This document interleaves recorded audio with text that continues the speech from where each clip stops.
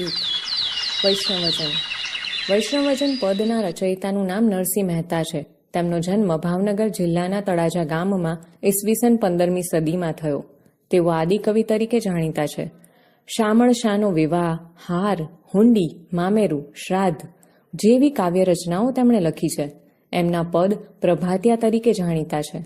આ પદમાં વૈષ્ણવજન એટલે કે સાદી ભાષામાં જેને ભગવાનનો માણસ અથવા સજ્જન કહીએ છીએ એના લક્ષણો બતાવવામાં આવ્યા છે.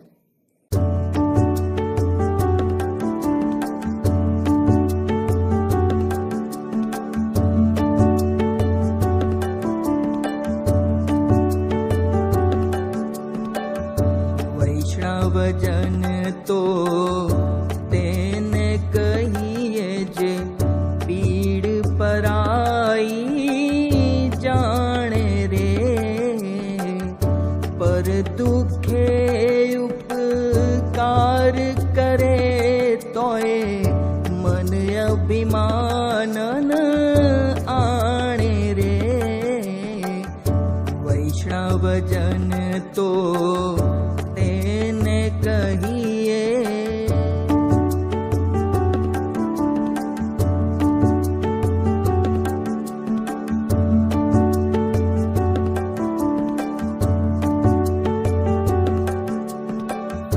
સકળ લોકમાં સહુને વંદે, નિંદા ન કરે કેની રે. વાંચ કાચ મન નિશ્ચલ રાખે, ધન ધન જનની તેની રે. વૈષ્ણવજન તો તેને કહીએ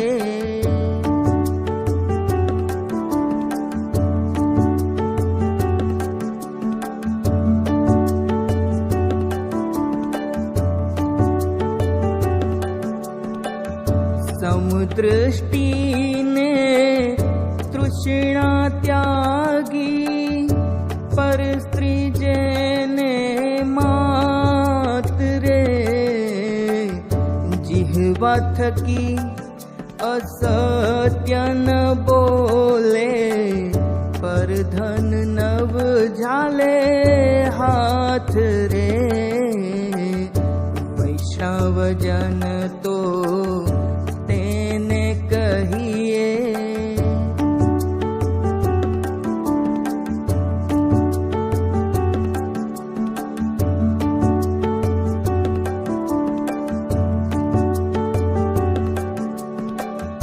મોહ માયા વ્યાપે નહીં તેને, દ્રઢ વૈરાગ્ય જેના મન મારે. રામ નામ શું તાળી રે લાગી, સકળ તીરથ તેના તન મારે. વૈષ્ણવજન તો તેને કહીએ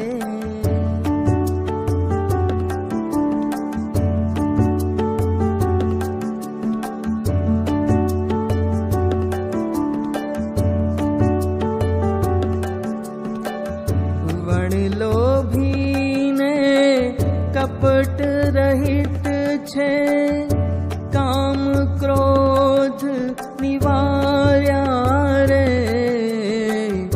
ભણે નરસૈયો તેનું દર્શન કરતા, કુળ એકોતેર તાર્યા રે.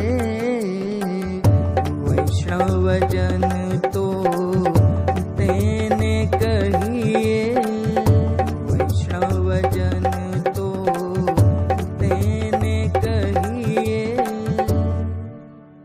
સમજૂતી. પહેલી પંક્તિ. વૈષ્ણવજન તો તેને કહીએ જે પીડ પરાઈ જાણે રે, પર દુઃખે ઉપકાર કરે તોય મન અભિમાન ના આણે રે.